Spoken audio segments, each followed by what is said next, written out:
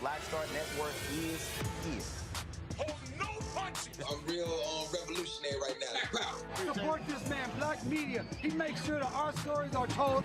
Thank you for being the voice of Black America, Roland. Stay black. I love y'all. All momentum we have now, we have to keep this going. The video looks phenomenal. See, there's a difference between Black Star Network and Black-owned media and something like CNN. You can't be Black-owned media and be scared. It's time to be smart. Bring your eyeballs home. You dig?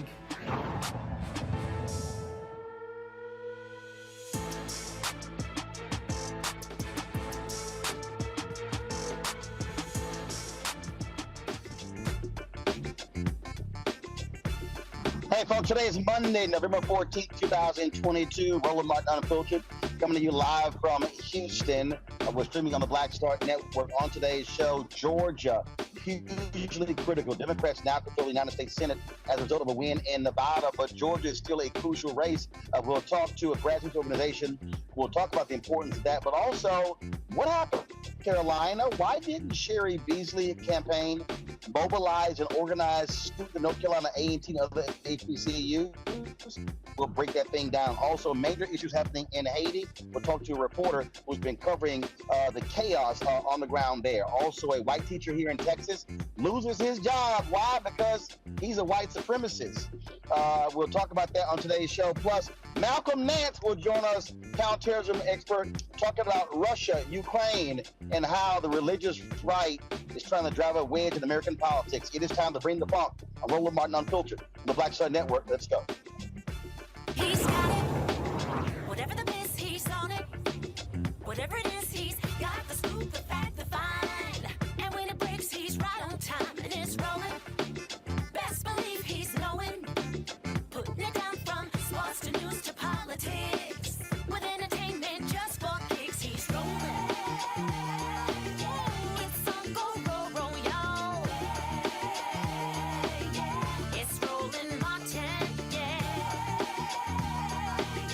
rolling with Roland now. He's funky, he's fresh, he's real, the best, you know he's Roland Martin now.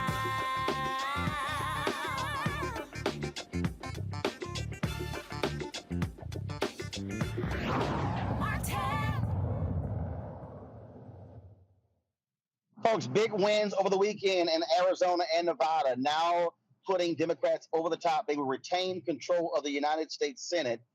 as a result of the re-election of incumbents in Arizona and Nevada. But the focus still is on Georgia, where Senator Raphael Warnock is running against Herschel Walker. Now, there's some people who are saying, oh, now because of Arizona and Nevada, Georgia's not as important. Well, we disagree. It is still critically important, and that could mean a 51-49 advantage for Democrats. Hillary Holly joins us right now, Care in Action, Executive Director. They have one grassroots organization out there fighting the good fight. Hillary, glad to have you here. Before I get to Georgia, I got to talk about North Carolina. I saw a tweet over the weekend that just jumped out at me, and I was like, what the hell? In that tweet, y'all said that y'all had an activation on the campus of North Carolina A&T, and many of the students there had no clue that Sheriff Beasley was even running for the United States Senate. I'm sorry, North Carolina A&T is the largest HBCU in the country. How in the world can you be a Black woman running for the United States Senate and you're not organizing HBCU campuses like North Carolina A&T? Tell us what y'all saw and experienced on the ground in North Carolina. That just was shocking to me. Yeah, well, first, I want to say thank you for having me on the show. It's such an important conversation. You know, as a Southern girl, what I saw happen in North Carolina reminded me of what I saw in 2018 in Georgia. And a lot of political strategists in North Carolina, they presented a false choice. Either mobilize Black people or focus on white moderates that can't come back and vote Democratic. And one of the most important things, one of the biggest takeaways for North Carolina at this moment is we can never use false choice. We have to always, no matter what we're doing, even if we think we can pull off a few white moderate people, we always have to focus on our base, y'all. We always have to make authentic connections with Black and brown people in every area of the state. And we have to be bold about it. We can't be scared about what they're saying. We have to take care of our people first and center them. And that doesn't mean that we ignore white people. It just means that we take care of home. And then we have some side conversations on people who might be leaning either way. And so I think that's what I saw on the ground in North Carolina. I saw some people buy into false choice. And so because of that, there were and y'all, I remember at that event, it was packed. Like they wanted attention to the point where I had to reorganize my staff. We had to reorganize our table because so many students were coming up and they were thrilled that we were there. And so I think the takeaway, like I said, you have to take care of our base. We have to choose one or the other. We have to do all the things, especially in purple states like North Carolina. And that means taking home with people. And we have to always be in our Black communities, no matter what.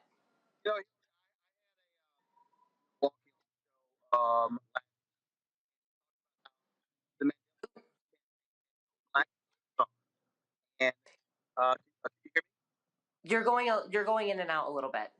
All right. The yellow barn folks. Okay, I'm trying my audio. Let's see, how's that? There we go. That's better? Okay. I'm just trying to understand, how can you not mobilize Black people? You're a Black candidate. And this is just, and I'm just going to say it, and I keep saying it, this is what happens when you have white strategists who say they don't have to focus on Black people. You know, I think and to your point, when you always have to have people grounding you, and you always have to think about who surrounds you, right? And when you nationalize a campaign, I get it. It takes a lot of money nowadays to run campaigns. So you have to go national, you have to go big.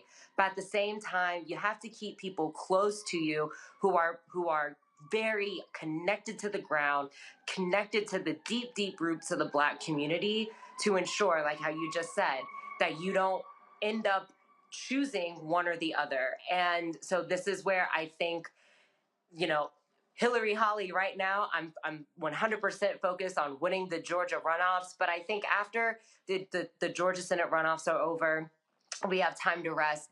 There are a lot of conversations we need to have about how you truly mobilize in the South, especially when you have black candidates who can win statewide.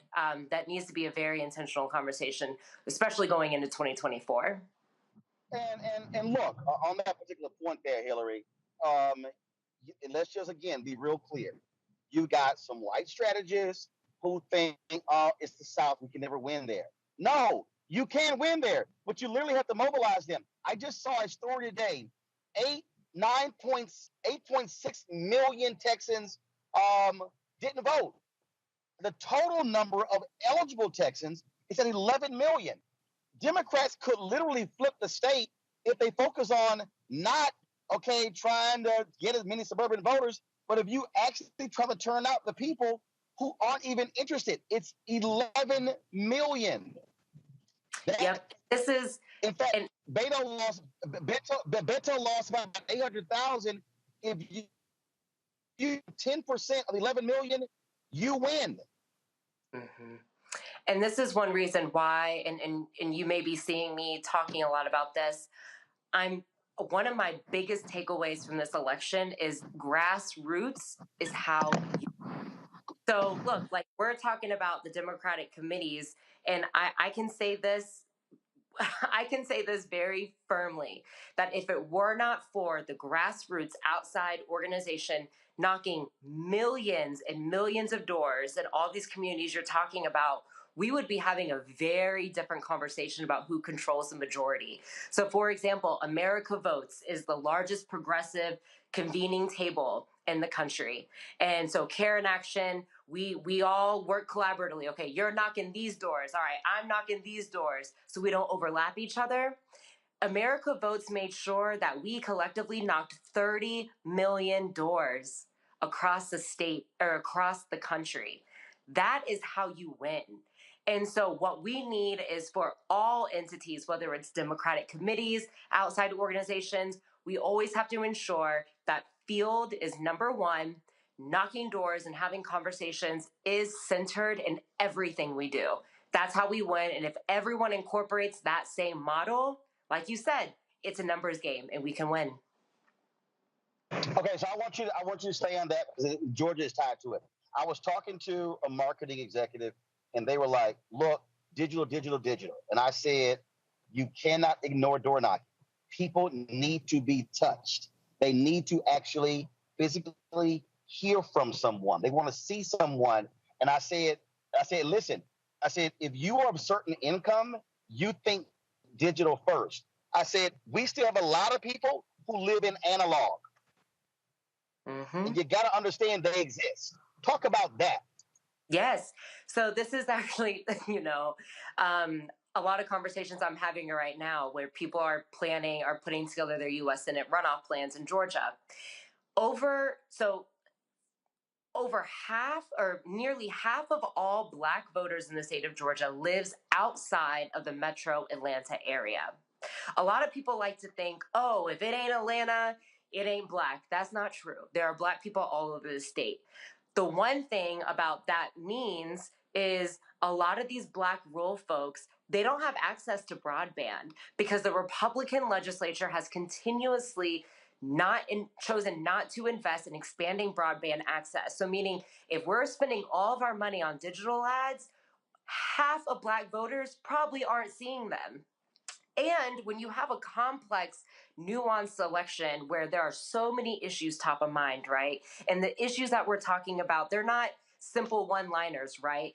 Talking about inflation, it's a complicated conversation. So to your point, digital ads, they can't talk back and forth. You have to have the human. And that's why one reason why I like the organization that I represent and our partner organization, National Domestic Workers Alliance, we represent 350,000 domestic workers.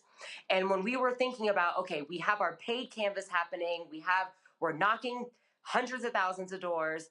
What else do we need to do? You know what? Our workers were actually the best messengers. So we had them fly to North Carolina, Nevada, and Georgia. And in Georgia, we sent them to rural Southwest Georgia because we knew that domestic workers, if they understand the hardships of this country, it's them. And so having them talk one-on-one with voters, not voters who they were sure they were going to vote for Walker or Warnock. They were voters that if they show up, they'll vote for Warnock. So like you said, you have to have conversations. It takes a lot of back and forth, and it takes authentic messengers like domestic workers. And like in Nevada, the culinary workers, right? They knocked 1 million doors in Nevada and had 1 million conversations with ordinary people. So again, it's a yes and. Of course we need digital ads, right? A lot of Americans spend our time on social media, but that one-to-one person contact, that seals the deal. And also, I think by having those individuals who are talking, what they're also doing is they're talking issues. And I've had more people ask me over the last few days, hey, man, how do we actually reach these people? And I keep saying, you have to talk issues. I said, you don't come. In fact, I was in Spokane, Washington, speaking Saturday to the NAACP there. And so here's the NAACP chapter. And there's few Black people in Spokane, like less than 2%. And the room was mostly white. And there was a white woman who came up to me and she said she was with the Republican Party there. And she said, we really want to connect with African Americans. This is what I told her. I said, first of all, you cannot come to Black people waving your Republican flag. I said, I'm just telling you right now, that ain't gonna work. I said, what you should be doing is if you want to come talk to Black people, you should be talking to Black people about issues, issues that they care about. I said, now, there are going to be issues that you support that we ain't down with. I said, but if you lead with issues and not waving your flag, then you probably have a better chance of communicating with us. The flip side is the same thing. Democrats can't just say, hey, vote for us because of a deed. Vote for Warnock because he's better than Walker. No, you're going to have to explain to people how Senator Raphael Warnock will be better for those rural Black folks and rural poor white folks than Herschel Walker. And I think too often these Democratic strategists, and I don't care. I think you got too many smart ass white boys, okay, who want to control the money, who think they know better. And I'm sorry, you can't be sitting your ass in Washington, D.C. and think you know how to communicate to a Black person in Albany, Columbus, Statesboro, Swainsboro, Athens, Savannah, and you haven't even visited there. Yep. I mean, I remember when the first Herschel Walker abortion, drama came out, I sent, honest to God truth, if we're talking truth here, I sent a blast email to a lot of people running independent programs saying, listen, I know we think this is a bombshell, but it's not. It's not.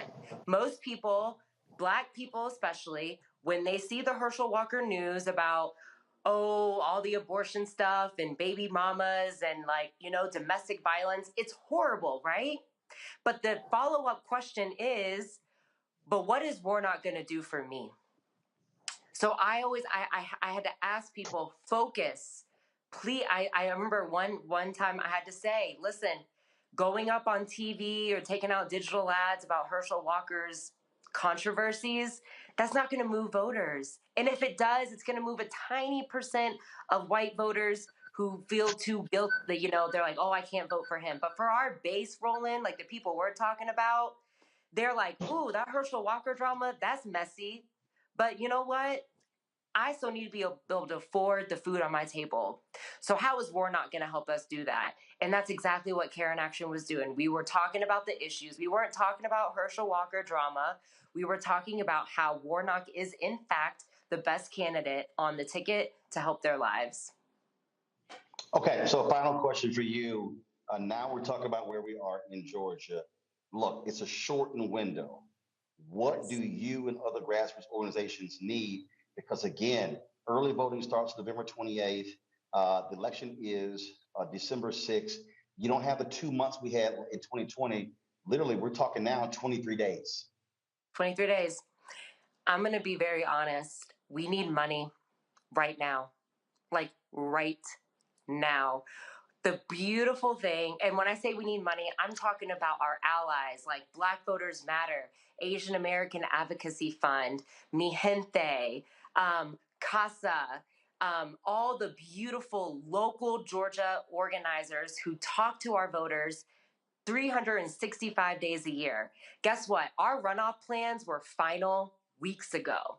We have our plans. We have our universes. We have people knocking doors, making phone calls right now. Like, people were literally knocking doors for Warnock this weekend because our coalition is that strong.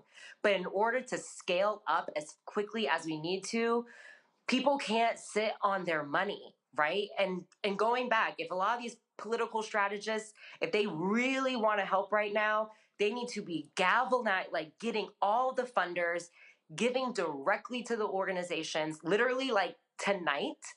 Because if some of these organizations don't have enough money in their bank account to scale as quickly as we need to do and be as impactful as we are, we're not going to be able to put this over the edge.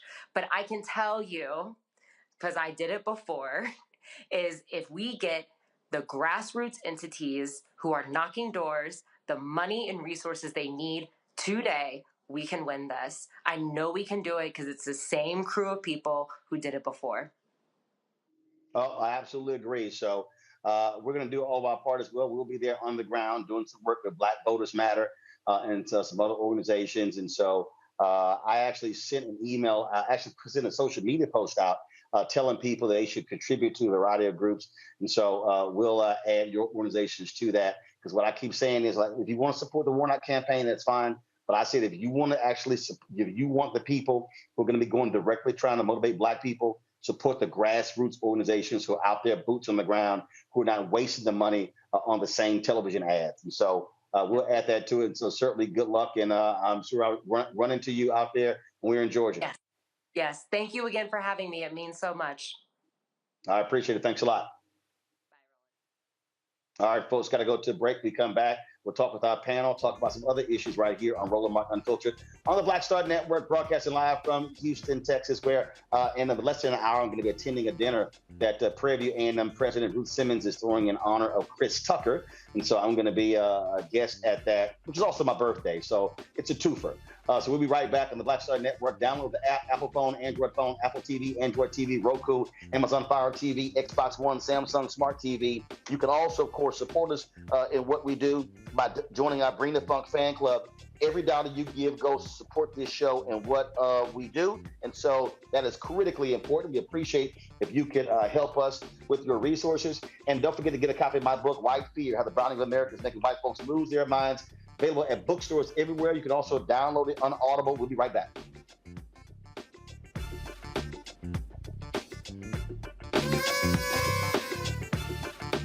Happy Yo, birthday, buy me some time. Nobody keeps it more real and more unmuddled. I was gonna cut it you. Unfiltered than you do, and that's why we love you. Cheers. Happy birthday!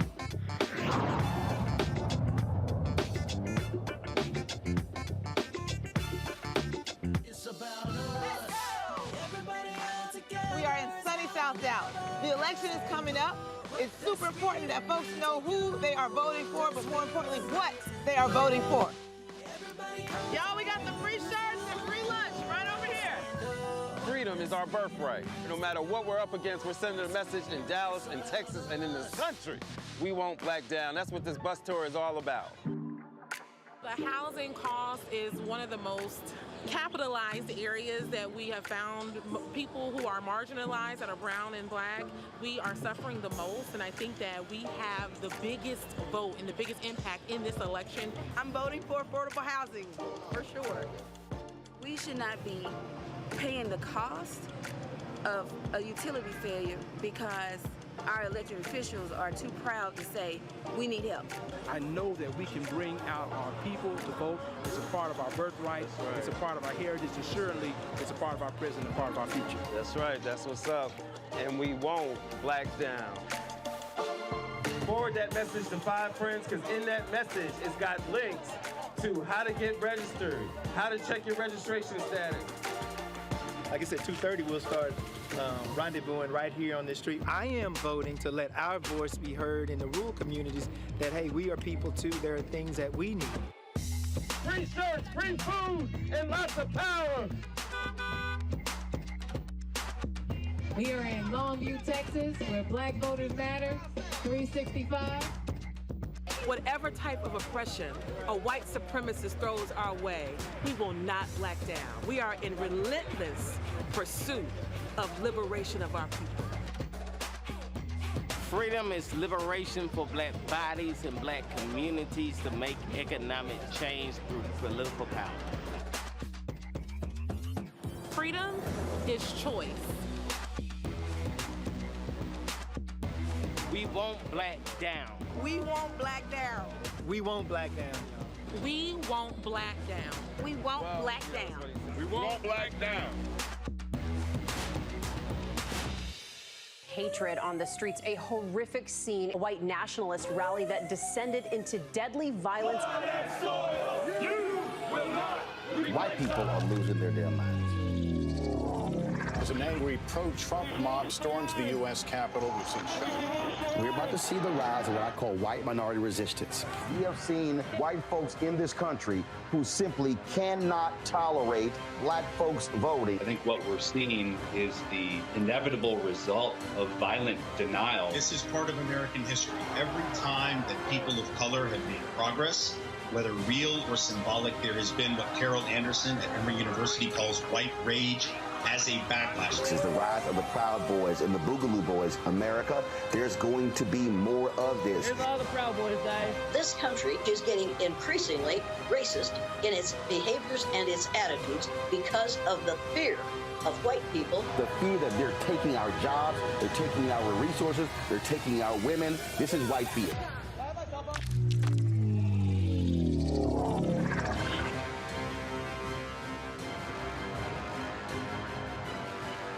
Pull up a chair, take your seat at the Black Tape with me, Dr. Greg Carr, here on the Black Star Network. Every week, we'll take a deeper dive into the world we're living in. Join the conversation only on the Black Star Network. We're all impacted by the culture, whether we know it or not. From politics to music and entertainment, it's a huge part of our lives, and we're going to talk about it every day right here on The Culture with me, Faraji Muhammad, only on the Black Star Network.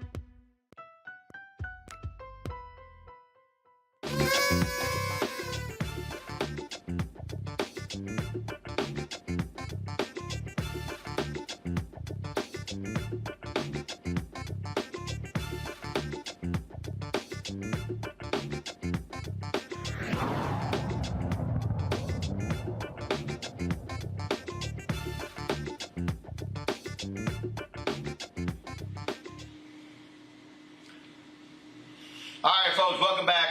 Let's pull up our panel. Dr. Julian Malveaux, Dean of College of Ethnic Studies, California State University, Los Angeles. Dr. Amakongo Dibinga, Professorial Lecturer, School of International Service, American University. Renita Shannon, she is a Georgia State Representative. Glad to have all three of you on the show. Renita, I want to start with you. The point that we just heard Hillary make, look, it's ground. Grassroots organizations are critically important. And I just think, frankly, that far too many of these white strategists, all they focus on is television. No, we're seeing Nevada and Arizona, those were tight races because people were on the ground going door to door. It's not always television and radio. And the other thing is that these white strategists are telling them to stay away from issues that predominantly affect Black people because they're telling them that that is the only way that they can keep the coalition together. So Hillary was right. What we need to see are candidates understanding, realizing, and engaging Black voters primarily because Black voters are the voters that you can consistently count on. Let me, as far as Democrats go for helping to elect them to public office. Now, let me talk to you about what we've seen here in Georgia, just looking at the stats from the recent election, the November 8th election. We have about 10 million people here in Georgia. 8 million of them are registered to vote. In our election, November 8th, a little less than 4 million came out. So that means, and that's between all candidates, all parties, That's how many voters we had show up to vote on November 8th. So this is a problem of we Democrats have got to turn out their voters. That is what will win this election. And so between now and then, we've got to get more of those 4 million folks off of the sidelines, willing to come in and to vote for Reverend Warnock. Now, the good thing that he has going for him is that we see that Herschel is a soft candidate, because if he had been a better candidate, he would have coasted to re-election like Brian Kemp did, but that did not happen, and he is in a runoff. So we know that many Republican folks did skip the Senate race and they moved on to vote for Brian Kemp. So we know that he definitely has some weak spots. But the thing that we have to have here is it's got to be candidates engaging with, or Senator Warnock engaging with the ground game, those grassroots organizations, and really speaking to the issues that are going to make voters understand how important this election is. Here's something that's interesting, Julian. I was communicating with Reverend Dr. William Barber, and he sent me this. He's going to be joining us on next Tuesday. And he said that poor and low-income voters voted at a similar rate as higher-income voters in 2016. They would have matched or exceeded the presidential election margins of victory in 15 states, among them Michigan, Pennsylvania, Wisconsin, New Hampshire, Arizona, Minnesota, Maine, Florida, New Mexico, North Carolina, Nevada, Georgia, Texas, Mississippi, and Ohio. He said, we also found that the reason poor and low-income voters participate in elections at lower rates is not because they have no interest in politics, but because politics is not interested in them. They do not hear their needs and demands from candidates or feel that their votes matter. No one talks to them. He said Schumer was on Morning Joe bragging about how he did so much to reach average Americans. He said they're more interested in winning small than winning big. Woo, and that comes from Reverend Barber. First of all, Roland, happy birthday to you. To you, Marianne, and Mariette Malvo, because y'all share a birthday. Those are my twin sisters, but have a wonderful birthday. All right. Now, to the issue. Reverend Barber is, as always, he's just absolutely right. The challenge has been, and Schumer just needs to shut up, because, again, you pointed out that Sherry Beasley did not have a ground game at A&T, or maybe the guess you had. That's criminal. 10 HBCUs in North Carolina, all of them would have come out and drove to her. But one of the things you've been pointing out, do these candidates actually have control of their campaigns, or are these, as you put it, smart-ass white boys the ones who are running things? Reverend Barber and Raphael Warnock needs to pay attention to what was said by your guests, as well as what's being said here, what's being said by you. You know, I adore Reverend Warnock.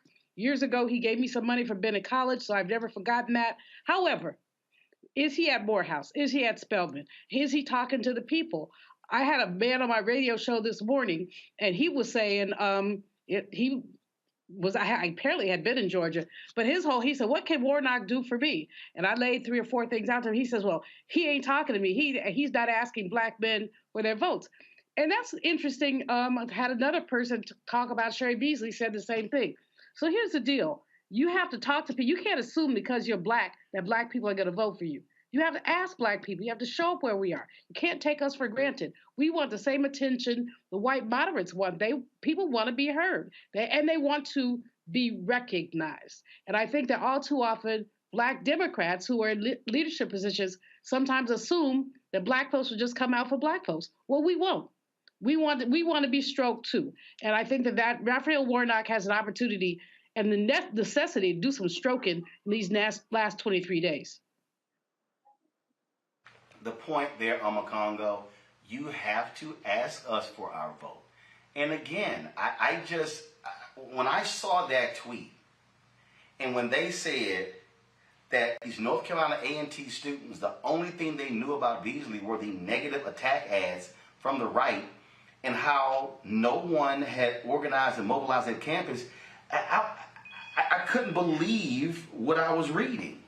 I literally could not really believe that. And I'm going, that is so basic. It is literally, okay. If I was trying to build the brand awareness for the Black Star Network, the first thing that I'm going to do is probably say, I'm going to reach out to my Alpha brothers on every HBCU campus in North Carolina and say, let's do something. That's kind of basic. Then if you look at the stats and you see that 70% of young voters voted Democrat on Tuesday, that's a no-brainer. How do you not have a college effort and not just going to Duke and NC State? No, you're also going to the HBCUs. That to me, Makongo, I just saw that and I was dumbfounded the same way I was when the black activist in Milwaukee said, yep, we never heard from anyone with the Mandela Barnes campaign. That you got two black candidates and you don't take care of your black base, that is shockingly stupid. I mean, quite honestly, and first of all, happy birthday to you, no doubt, man, for real. It's quite, you almost want to say you kind of deserve to lose when you do something like that. I don't know any political candidate who does not start with their base. And you talked about 70% of the youth vote going Democrat, but let's also remember we have so much energy that came out of the Black Lives Matter movement, particularly coming out of the summer of 2020. You had a lot of these young people who couldn't wait to be of voting age in the last 2 years, and many of them are voting age now. They're in college right now. So how do you not target them? We've seen across the country that it's so, and Tiffany Lofton talked about it when she was on last week talking about the youth vote and your other guests. And they were talking about how across the country these young black students are mobilized and they want to do something. But like Dr. Malveaux said, we are human beings too. And sometimes I say to myself, well, I can't imagine why people wouldn't go out and vote for this person or that person. But it is real. We need to be courted. We need to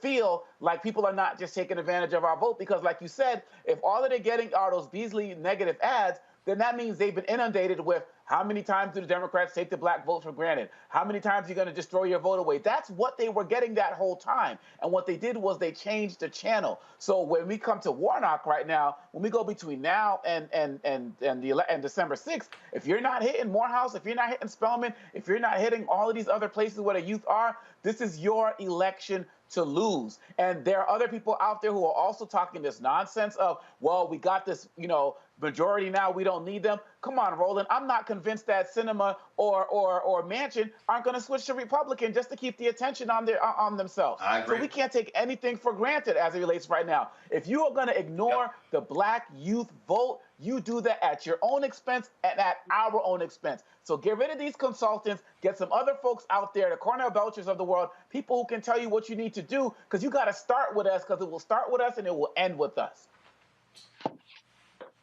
Indeed, folks. Gonna go to a break. We come back.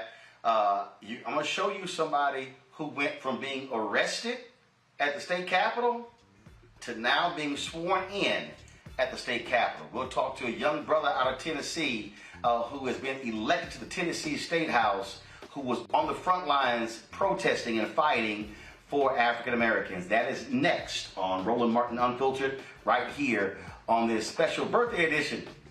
Yours truly on the Black Star Network. Back in a moment.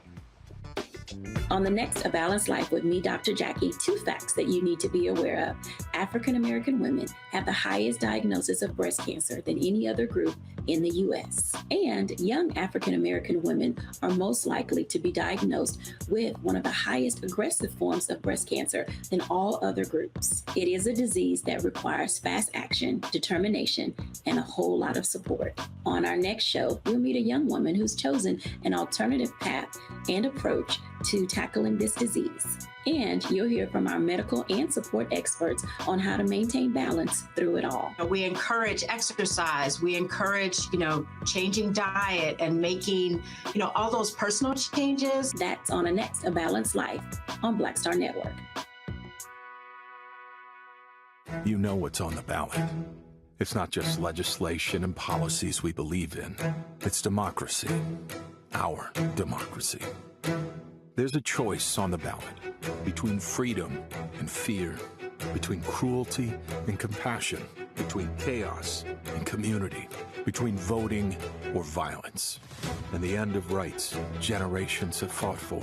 The extremists have a plan, a roadmap for a nation where your voice is silenced and your vote is a memory, where they count their votes and cast ours aside. That's why this year, this fight, this vote is so important. Register, engage, volunteer, fight back against the disinformation and despair, and most of all, vote, because your vote is all that stands between our future and theirs.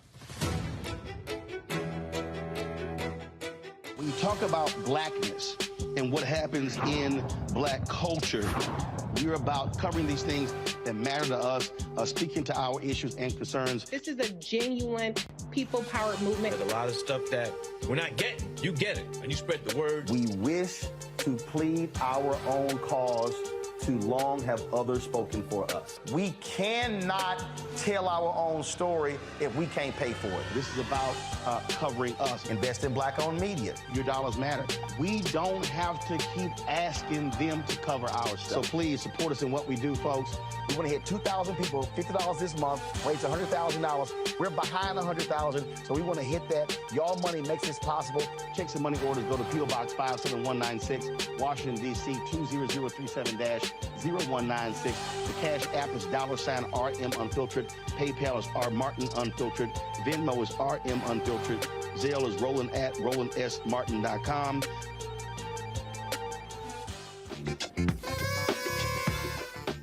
Hey, Roland, it's your girl, Dr. Avis. And listen, I'm down here in North Carolina visiting my peeps, but I could not let that stop me from wishing you a very, very happy birthday and many more. Happy birthday. Enjoy your day. Bye.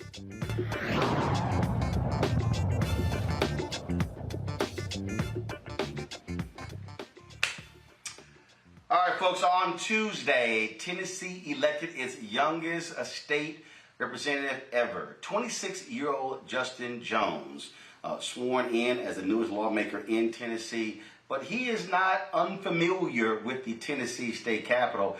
He has been arrested numerous times of protesting and fighting on behalf of African Americans. He ran a grassroots campaign for Tennessee's 52nd district, beating nonpartisan candidate Delicia Porterfield in the primary. And again, he has been on the front lines. He has a BA in political science from Fisk University. He's completing his Master's of Theological Studies at Vanderbilt University, and his plans to focus on the climate crisis and creating equity for people of color. Folks, welcome to the show, Tennessee State Representative-elect Justin Jones. Justin, glad to have you here. It must be surreal as somebody who has been led away in handcuffs protesting to now all of a sudden you get to be on the other side now deciding public policy. Yes, well, happy birthday to you, Brother Roland, and it's an honor to be back on your show. I believe the last time I was on was when I was the Speaker of the House was trying to frame me. I don't know if you remember that story from 2019, and so it's good to be on the I remember. Yeah, and so it's been a full circle, and it's good. I'm here in the People's Office of District 52, and we're getting to work, hitting the ground running, because, you know, we've been trying to get in the door, and now we have a seat at the table. This is, you know, I often talk, when I talk to young folks around the country, I tell them that it's very easy to protest, but then I say, you must be nuts if you say, I'm protesting but I'm not voting. The two go hand in hand. And here you are, someone who understood that, you know what, I could yell, holler, and scream for the policy makers to start changing the policy, or I can become one of the policy makers. Definitely. I think one thing that comes to mind is that young people turned out this election and really saved this nation. If we look at youth voter turnout, but what we're trying to represent here in Tennessee is I come from a city in Nashville where young people changed the world before. It was young people like John Lewis and Diane Nash who led the sit-ins and freedom rides from here, right here in Nashville, and it's our time again. And so, you know, I was one of the people who got tired of begging this white supremacist government to change, begging them to hear our voices. I'm getting locked out, arrested over 14 times in 2020. And so, rather than beg them to change, we said it's time to change who's in those seats. And so not only am I the youngest currently serving lawmaker, but I'm also the first Black lawmaker in my district, House District 52. And so we are representing a new generation of change in the birthplace of the Klan here in Tennessee. I was watching your commercial that just came on, and this is ground zero of white supremacy. And those policies are still continuing to impact us today. I think it's no coincidence that in Tennessee you can use a gun permit to vote, but you can't use a student ID card to vote because they are afraid of young people turning out. And I hope my election is opening the door for other young people to run and to claim our power now in our state. It is certainly just awesome to see what you did. And did you employ the same tactics, if you will, of basic mobilizing and organizing to win? Yes, I mean, our campaign, we ran a people power campaign, so it's knocking doors. Our donors were grandmothers and students, and, I was having my first endorsement came from Sunrise Movement, who are young people who are trying to call attention to the climate crisis. We had a coalition, a multiracial coalition. My district's the most diverse in Tennessee, and it was young people who turned out and seniors. But it really took a ground game because we didn't have the money. I didn't accept any corporate PAC money. The lobbyists who may go to other lawmakers, I know they weren't coming to me. And so we used the resources we had. And I learned, took what I learned in organizing when I was at Fisk University, that, we can talk to people and talk to them about what they hope for our state to be and give them a vision that we need bold change and that we don't have to wait for this type of politics of gradualism to give us permission. But when we look at the crisis of our healthcare system in Tennessee, when we look at police brutality, we look at that we are the state with the highest number of low-wage workers. We have work to do, and people are ready for a radical shift in our state. Questions from my panel for Justin. I'll start with a lawmaker from Georgia who might have some advice and counsel for you. Renita, your question for Justin. Yep. Well, first, let me say happy birthday, Roland, because I forgot to tell you that directly, although I told you that on Twitter earlier today. So happy birthday, and thank you for what you do for Black media. Justin, congratulations on winning your election. That's amazing. I had a similar story. I was an activist working on Black issues before being elected as well. And so going from protest to politics, I know that there are a bunch of issues that you care about because we live very intersectional lives as Black people. So my question for you is, what is the very first issue that you are going to focus on? Yeah, the first issue that, thank you for that question and for your example. The first issue I'm going to focus on is the first issue that brought me into this building, the state capitol, when I was a student at Fisk, organizing with students at TSU and American Baptist, was fighting for student voting rights. In Tennessee, they changed the law in 2012 that we can no longer use our student ID cards to vote, which we know has a disproportionate impact on young people, who live in dormitories, who don't have water and utility bills, so it's hard for them to get the right identification to vote. And so I know that's going to be the first bill that I introduce is the bill that brought me into this building. Let us use our student ID cards to vote. It's ridiculous that in Tennessee, if you go to TSU, you can use a staff and faculty ID card to vote, but you cannot use a student ID card, which is made from the very same machine because of how the law is crafted. And so we tried through the courts, but we know that we have a legislative remedy, and so that's going to be the first issue.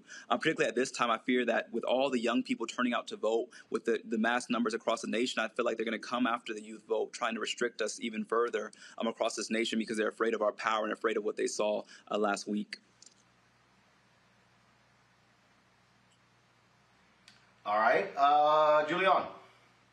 Justin, first of all, congratulations to you. I'm so excited about your leadership. You stand in the footsteps of folks like Marion Barry, who attended Fisk University, got a master's there, Lemoyne-Owen College, his undergrad, and so many other activists.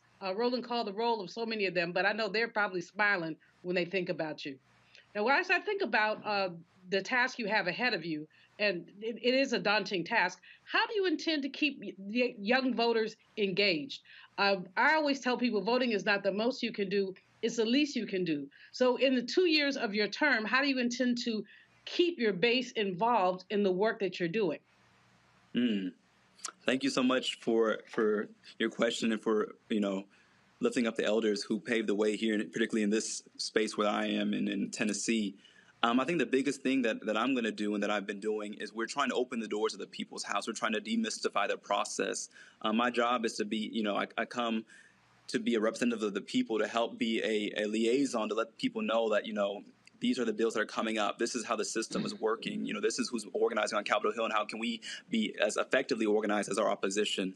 And so I really hope that, we're looking at a Young People's Day on the Hill, looking at bringing young people from across the state to the state capitol to talk about the issues that impact young people with the climate, with, looking at forgiving student debt, looking at, all the issues that impact us with this critical race theory ban that's happening from K through 12 to college in Tennessee, all these ridiculous bills that are impacting young people, and young people have no voice in our state government. And so I think it's a shame that I'm the only person in state government in my 20s. I think it's shameful because I believe that, we cannot have a state that does not reflect the diversity of race, but also of age and of experience that we need. We have people talking about college tuition who haven't been in college in the past 4 decades. And so we need people who understand the urgency of what we're facing, and if we're going to inherit the atrocities that they're passing with these bills that are making our state a difficult place for everyday Tennesseans to live in. And so we need voices who will say, let's look at the long-term implications of this. And so I hope to bring more young people, particularly our HBCU students.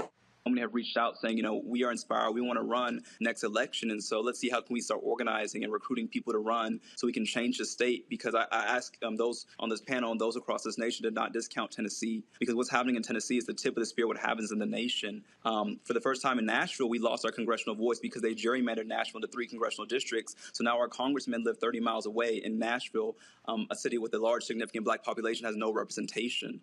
And so I hope that, people pay attention to Tennessee and support us because of all the HBCUs, the history here, but also the present here of what we're fighting and continue to stand against in terms of white supremacy's extremist policy agenda. Convo. Definitely congratulations, Representative Jones. This is really a phenomenal thing that you've accomplished. And one of the things I want to know is, you talked about how environmental justice and issues related to climate change are a big part of your platform, but we all know that many people say, well, black folks don't really care about that. Can you just speak to how mistaken people are on this issue as relates to our interest in it based on your experience in your campaign? Definitely.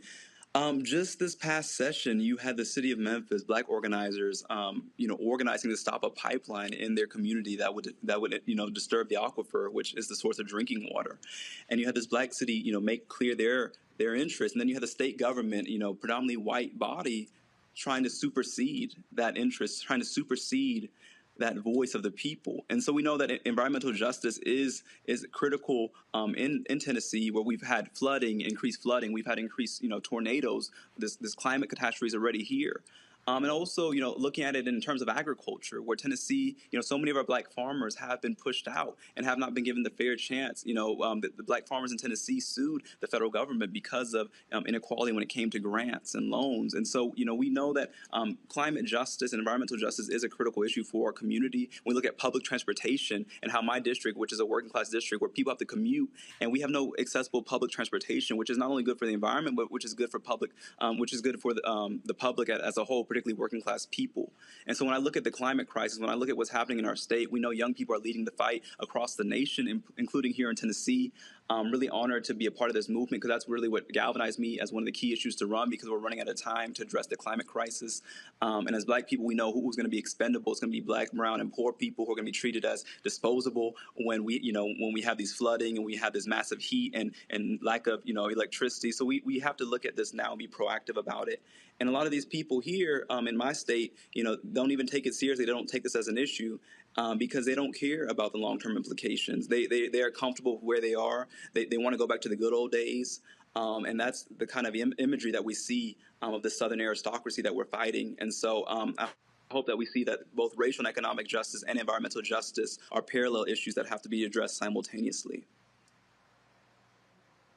All right, Justin Jones, look, man, congratulations. I look forward to see you doing your thing, and certainly hope that you inspire other young folks to get involved in the political process and to understand that protest is vitally important, but you got to change the policy makers, the politicians, in order to see the policies change. Thanks a lot. Good luck. Thank you so much. Folks, got to go to a quick break. We come back. Lots of drama happening out of Haiti, folks. Sad conditions there. Jacqueline Charles, reporter with the Miami Herald, will join us to tell us exactly what's going on and why the United States is in a bind when it comes to trying to help solve the problem. You're watching Roland Martin Unfiltered right here on the Black Star Network. On the next Get Wealthy with me, Deborah Owens, America's Wealth Coach, less than 5% of the top executive positions in corporate America are held by women of color. We know it's not because of talent. A recent study says that it's microaggressions, unconscious bias, and limited opportunities being offered to women of color. On our next show, we're going to get incredible advice from Francine Parham, who's recently written a book sharing exactly what you need to do to make it up into the management ranks and get the earnings that you deserve. I made a point to sit down and I made a point to talk to people. And I made a point to be very purposeful and thought-provoking when I spoke to them. That's right here on Get Wealthy, only on Black Star Network. It's Kim Whitley. Yo, what's up? This your boy Ice Cube. Hey, yo, peace world. What's going on? It's the Love King of R&B, Raheem Devon, and you're watching Roland Martin, Unfiltered.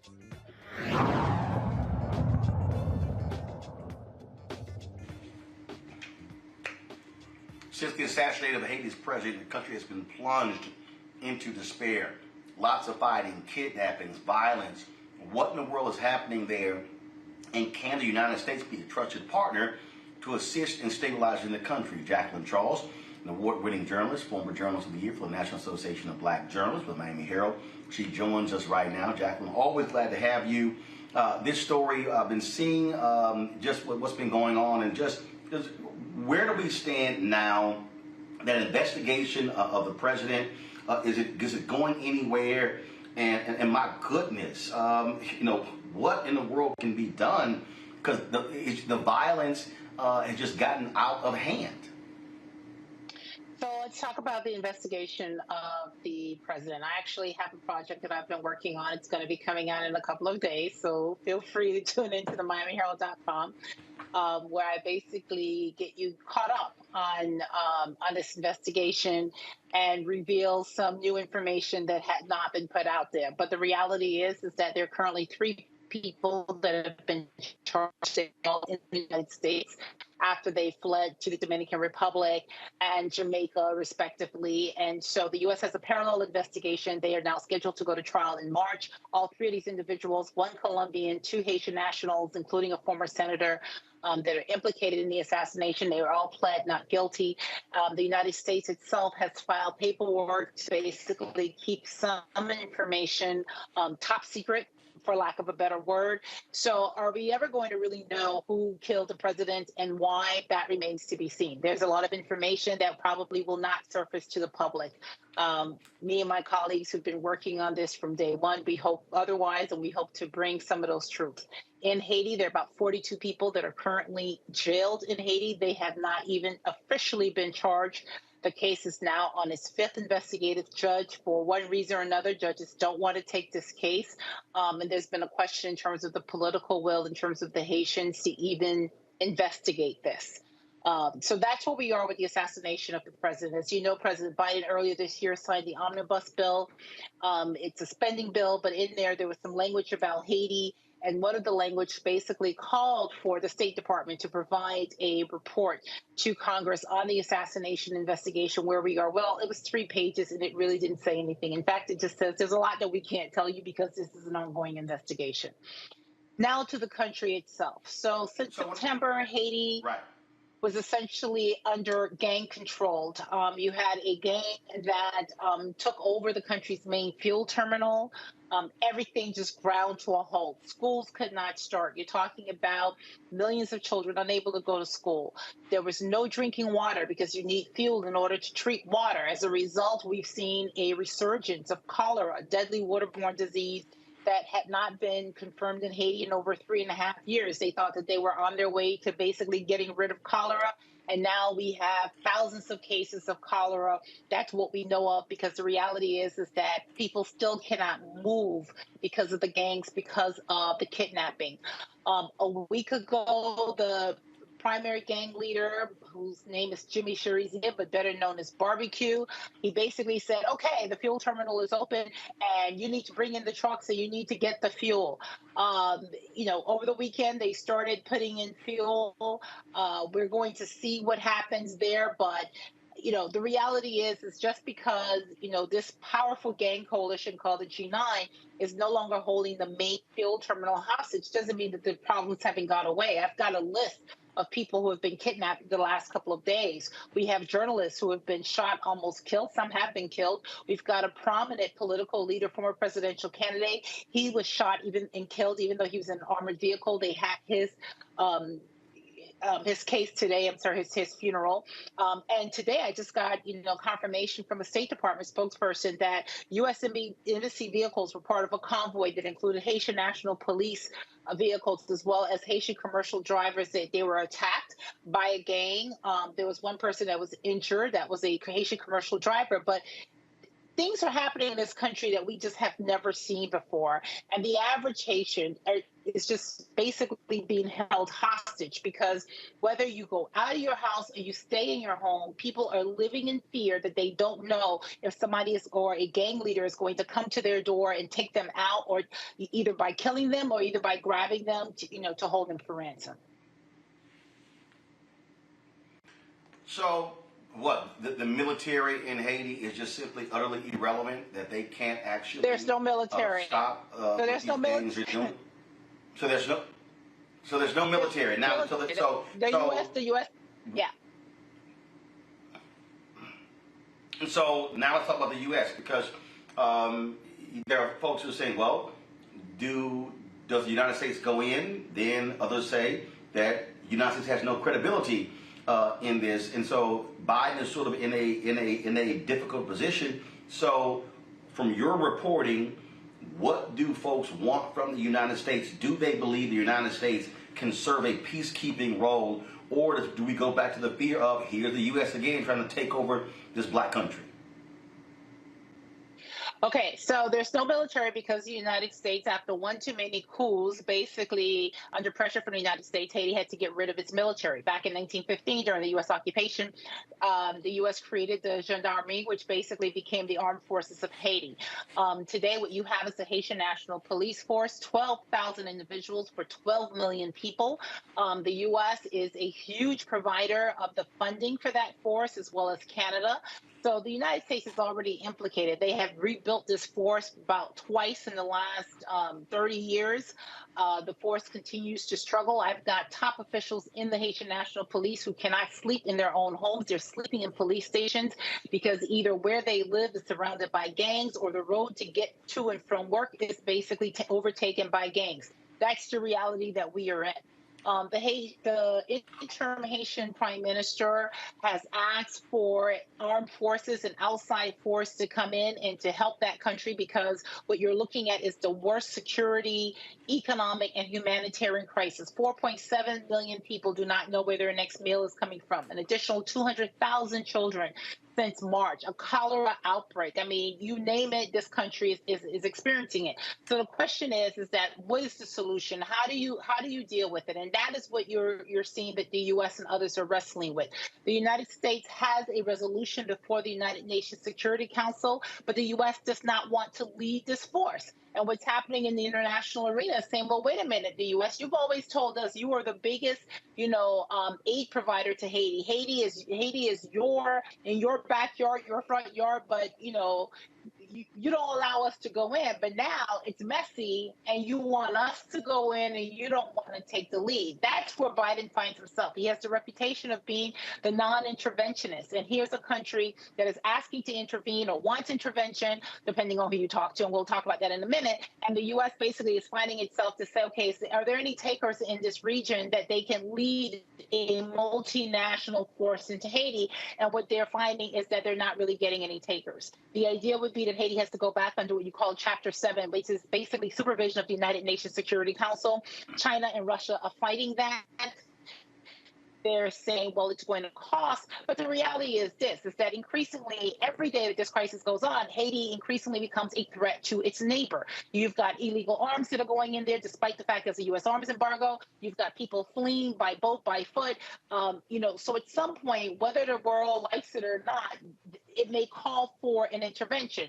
Now, this whole question of intervening by the U.S. or outside forces, it's a very delicate and touchy issue. You say to Haitians, well, are you okay with, a foreign intervention or occupation? They tell you no. But if you say, do you think the Haitian police needs assistance? Do you trust your Haitian police to provide you security? They tell you they don't trust the police to do it, the police can't do it, and that the police need help. So it's a very nuanced thing, and that's where we are today. I mean, but when you talk to the average Haitian, I'm not talking about the people that have access to you or I, but the people that are on the street, that cannot get out, cannot send their kids to school. They live constant fear about gangs. Women are being raped. The gangs are using rape as a tool, sexual violence. What they're telling you is they want to breathe, they want to break, and that they just need help. That is what people are calling. People are calling me and saying, hey, when is the blonde? When is the foreigner coming? They're just wondering, when are they going to be able to breathe again? That is just, it is unfortunate, sad, and shocking as well. We look forward to your report, Jacqueline, and regarding the assassination investigation, and just look. We can say hope. We can say thoughts and prayers. No, Haiti needs intervention. It needs action, and frankly, the United States should be stepping up when it comes to help our neighbor to the south. Thank you. Happy birthday. We appreciate it. Thanks a bunch. Appreciate it. Real quick, each of our panel, some final comments before I go. We got my conversation with Malcolm Nance after this. Juliana, I'll start with you. As I said, United States, look, step up, lead when it comes to Haiti. That is a humanitarian crisis that is happening there. We still are deporting people back to that country. We're deporting folks back to, hell on earth. We should be doing more. We absolutely should be doing more. I'm almost speechless. I have relatives there. My maternal grandfather is Haitian. I last visited Haiti in 2010 when after the earthquake and saw the devastation there, more than 3 million people. I don't think Haiti ever recovered from the earthquake, but the U.S. must intervene. But even more than that, we in the United States, Roland, we had a conversation, great conversation at Howard Thursday night last, and one of the issues Ron Daniels, but we don't talk about international stuff enough in the Black community. We need to know more about this. These are our cousins. These are our people. We came over on the same ships. Some people got off early. But so in any case, the United States has an interest in this. And you're right, Biden has a non-interventionist reputation. So I would call on the Congressional Black Caucus to look at this and to look at what the United States can do. After 2010, millions of dollars were collected. I don't know that they all got where they were supposed to go. And we need to look at things like that as well. Congo? It's really sad. I mean, seeing what Haiti has been dealing with on different levels for decades, really. And I think at the end of the day, when we talk about Biden and his policies, he can talk about, not really an interventionist type of guy or whatever, but there are basic things that we can look at. So, for example, the United States can help with stopping the proliferation of weapons. It should be very easy to find out where these weapons are coming from that are being placed on the ground to be able to kill so many people and be used to do what's happening there. That's something that's very simple. When we saw what happened with the Rwandan genocide, we saw that the United States had the very basic capabilities to be able to shut down the radio signals that were going out to encourage more killing in the genocide there, and Clinton didn't do that. So there are many situations across the globe where when it comes to the Black nations, there are very minimal things that the United States can do to help with the people who are on the ground there, but they choose not to do it, which is problematic because on the flip side of that, they've had a reputation of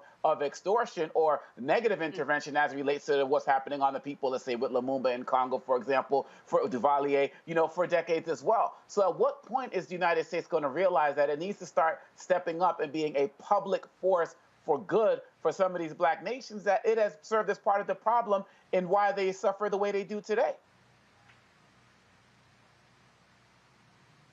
All right, then. Final comment, Rita. Well, I'm not going to repeat what the other two panelists said, but I agree with what they're saying. The other thing I would add is that, Biden cannot just say that he does not intervene, because we've seen the support that has gone to Ukraine. I mean, the United States figured out a way to not have boots on the ground, but to figure out ways to be able to support the Ukrainians in a way that is absolutely intervening. And we continue to hear conversations about more and more support, whether it be in the ways of money and just other things that will be done for the Ukrainians. So I think, given the history of the United States and what they've done to negatively intervene in Haiti, I do think the United States owes it to Haiti to assist in the ways that would be supportive and not exploitative. All right, then. To my panel, I appreciate it. Renita, Convo, and Julian, I surely appreciate y'all joining us. Thank you so very much. Folks, got to go to a break. We come back. Malcolm Nance talks about his new book, lays out where Republicans are when it comes to aligning with Putin and what the future holds when it comes to right-wing extremism in the United States and all across the world. You're watching Roland Martin Unfiltered right here on the Black Star Network. Folks, I'm about to run off to go to this dinner for Chris Tucker being put on by the president of Prairie View, Ruth Simmons. And so I look forward to our Malcolm conversation. And of course, I'll see you guys back in the studio tomorrow in D.C. right here, Roland Martin Unfiltered on the Black Star Network. Don't go anywhere. Y'all do not want to miss my conversation with Malcolm Nance. Malcolm Nance, he lays it down, folks, and you definitely want to hear what he has to say. Back in a moment. It's about us. Everybody out together. We are in sunny South Dallas. The election is coming up. It's super important that folks know who they are voting for, but more importantly, what they are voting for. Y'all, we got the free shirts and free lunch right over here. Freedom is our birthright. No matter what we're up against, we're sending a message in Dallas and Texas and in this country. We won't back down. That's what this bus tour is all about. The housing cost is one of the most capitalized areas that we have found. People who are marginalized, that are brown and black, we are suffering the most, and I think that we have the biggest vote and the biggest impact in this election. I'm voting for affordable housing, for sure. We should not be paying the cost of a utility failure because our elected officials are too proud to say we need help. I know that we can bring out our people to vote. It's a part of our birthright. Right. It's a part of our heritage, and surely it's a part of our present and part of our future. That's right. That's what's up. And we won't black down. Forward that message to 5 friends, because in that message, it's got links to how to get registered, how to check your registration status. Like I said, 2:30 we'll start rendezvousing right here on this street. I am voting to let our voice be heard in the rural communities that, hey, we are people too. There are things that we need. Free shirts, free food, and lots of power. We are in Longview, Texas, where Black Voters Matter, 365. Whatever type of oppression a white supremacist throws our way, we will not black down. We are in relentless pursuit of liberation of our people. Freedom is liberation for black bodies and black communities to make economic change through political power. Freedom is choice. We won't black down. We won't black down. We won't black down, y'all. We won't black down. We won't black down. We won't black down.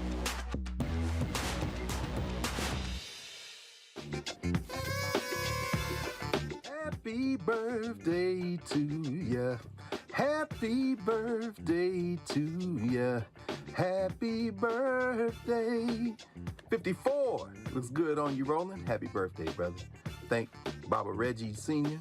and thank Mama Imelda Joyce for having you and the whole family. And I hope that you're having a beautiful day, brother. Didn't even put on the dashiki, no African clothes. Put on the black and old gold because in our dear A5A, fraternal spirit binds all the noble, the true and courageous, manly deeds, scholarship, and love for all mankind are the aims of our dear fraternity. They don't know nothing about that, the oldest and the coldest, but not only on behalf of all the alphas and all the black folk in the world, but all of us who benefit from fearless black own Black-supported journalism, brother. I want to thank you. Who knew that a Twitter beef would bring such a beautiful friendship? Love you very much, brother. Still tipping on 5 4s, wrapped in 4 bows. Put a little Houston in it. Love you, brother. Happy birthday.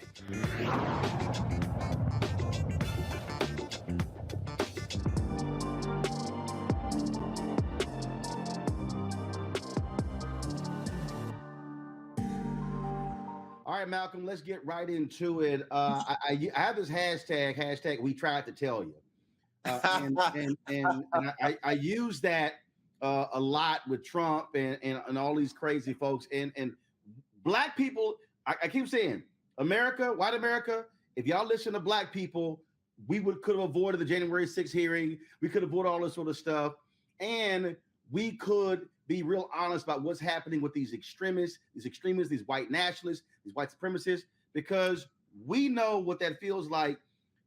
We've been saying this stuff, and now all of a sudden, the rest of the people kind of like, oh my goodness, these oath keepers, the rest of the people, oh, that thing is for real? Yeah, it's real. Absolutely.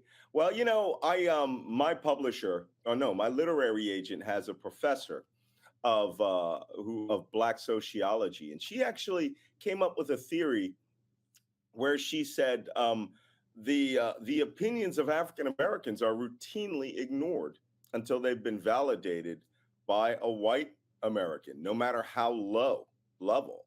And we're seeing that. As you know, when on November 6, 2020, I went on Real Time with Bill Maher and said, this is what was going to happen. I predicted the United States was entering a phase of insurgency. And an insurgency is a series of insurrections and a political uprising against the established government used to destabilize that government and generally to install a dictator. And poor Bill Maher, you know, he was looking at me like, wait a minute, I just said we're going to do kumbaya. There was no kumbaya plan. I was seeing all of that happening. Dude, they were plotting to overthrow the government while the election was happening. Dude, and it is.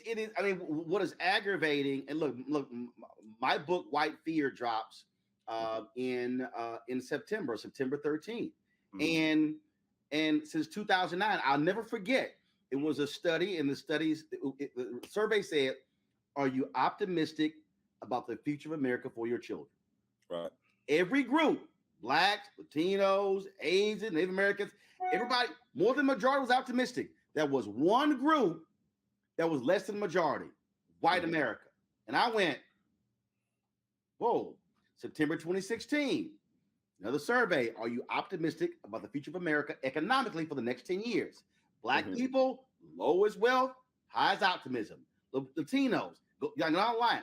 White America, highest wealth, lowest optimism. And I'm going, hey, y'all, there's something here. And the reality is these folks do not like the browning of America. And this is about power. This is about money, Malcolm. Yeah, of course. And they view the word, I mean, you see some of these legislative moves like in Florida and in other states where the word diversity is struck from the word diversity, which is literally, you know, despite what, you know, that the founding fathers were all Black landowners, they looked forward to having all of the diverse beliefs and experiences brought to America by the immigrants that they were. Alexander Hamilton and, you know, all the others who came to the United States. We're looking forward to having people come in and bring money and cash and resources to make America more diverse. But now it is an anathema to them. They hate the word because it means it's not diversity. They know it means equal opportunity. And well, wait, hold up. Remember, Dr. Oz sent out a Juneteenth tweet and they went so nuts, he removed the word equality from the subsequent tweet. That's insane. That to be part of their cult, to be part of their tribal existence. And that's what we're dealing with. And that's what my book outlines quite a bit of, is that we're dealing with a tribe now. And Donald Trump is the tribal chief, it's really funny. Where did all this come from? Why have all these people self-radicalized like ISIS and Al-Qaeda? I blame two things. One, the movie 300, which showed, 300 guys, 900 six-pack abs, right? And this image of masculinity being murderous and toxic from childhood. And then the other one is the TV show Vikings. I've literally seen so many Viking runic tattoos now. It's exploded. And they believe that they are marauding, tribal chiefs going from place to place, taking as they want. They view anyone else as being an outsider who is stealing from their birthright. And to them, to these extremists, to the they in the title of my book, they want to kill Americans. We're talking about people who believe the United States belongs to no one other than the lower middle white to upper middle class white male tribe. And they don't care that Donald Trump is a pathological liar. He's their chieftain. He is the person who is their icon. And they will accept anything that he does, rape, murder, whatever, so long as he meets their tribal goals. There's a scene. Did you ever see the movie the Under Shepherd? I'm sorry, is that the correct title? I can't believe I'm missing it. It was Matt Damon, Robert De Niro, The Good Shepherd. I'm sorry, The Good Shepherd. It's The Good Shepherd. And I play this scene all the time. And that scene with Joe Pesci and Matt Damon. Mm-hmm. And Joe Pesci says, "Let me ask you something." He said he said the Italians, we got the church. He said he goes the Irish, he goes the Jews. For black people, he calls us the N-word. Said they got their music, and he says, "What do you people have?" And Matt Damon says, "We've got the United States of America. The rest of you are just visiting." Oh, absolutely. And that scene right there, in short, lays out it is your book. Their whole deal is this is ours. Right.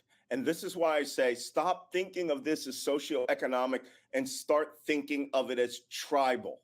Right. And it is really, these guys now view themselves as a marauding band of Viking horde who now believe that anyone that comes into that brings anything that threatens their worldview of what the United States is must be taken down by force. I spent 3 decades protecting this country against the worst of tribal warlords overseas, third world potentates, making sure American citizens weren't killed.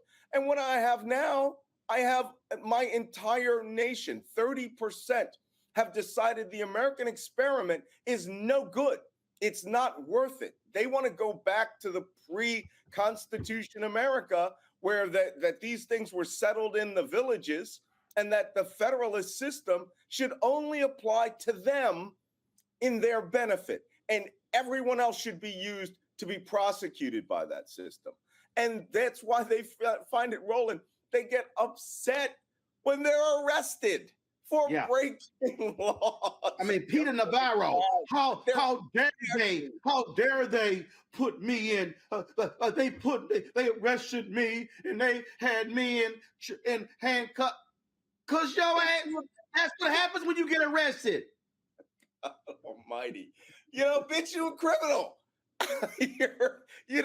There is no difference. And then we really needed a cop to have stood up and say, "I'm sorry, everyone that gets put into this vehicle gets handcuffed. Drug dealer, right? White collar crime or seditionist." And they find, oh my God, they go on Fox News and they literally cry. The standard prison that they wanted Antifa and Black Lives Matter thrown into, jail in Washington, D.C., suddenly becomes, a white South African Boer concentration camp where everyone's dying of smallpox. When a white person is put into it, that's of their political faith. The system does not exist to punish them. It exists to reward them. Now, as an intelligence analyst, somebody who has studied ISIS, Al Qaeda, all these other terrorist groups throughout my entire career, this is where the destabilization of government is necessary. Because what we've done is we've now called out their world, and their world requires them to re-engineer that world. And now they're ready to re-engineer it by force. And they are using the term civil war. You know, I wrote this book a year and a half. We started it a year and a half ago. Wow. Before the election. And when I went on Bill Maher and I was telling him, hey, we're going to to insurgency, which is a campaign of destabilization, I wasn't joking. And then 62 days later, the kickoff occurs because I was seeing all the signs that this was happening. I'm gonna tell you an indicator real quick, Roland. The price of AR-15 ammunition in George Floyd's summer went from 39 cents a round to $1.25. Boom. That's called supply and demand. Right up to the election. What does that tell you? As an intelligence analyst, if that was Libya, okay, and I started seeing this spike in ammunition, I would be putting out a little report saying they're preparing to mass murder each other in civil war. Well, it's happening here. Here's the thing that it's so interesting you say that, because when I talked about that poll that was taken in 2009, John Avlon and I, we were at CNN, we were waiting to go on the air. We were talking about, because his book was dealing with wing nuts and stuff along those lines. Right. And I said, John, let's be clear. We are seeing the beginning stages, and it really wasn't the beginning because it actually never has ended. I said, but John, we are in the midst, we're seeing the beginning of what I call white minority resistance. And he goes, what do you mean? I said, oh, let's be clear. White people are still the majority. I said, but they are about to begin to operate as if they are the minority, as if they are the victims, as if they are the aggrieved. Then you had Glenn Beck going on television and calling Obama a racist. He hates white people. And then you begin to see the white nationalist sentiments on Fox News and conservative talk radio. And then it's like, oh my God, white men are so aggrieved. And all of a sudden now you have these polls where white people feel as if, especially white Republicans, that there is more discrimination against them than anybody else. And it's because I said point blank, because they don't want to share. I said, now let's go back in history.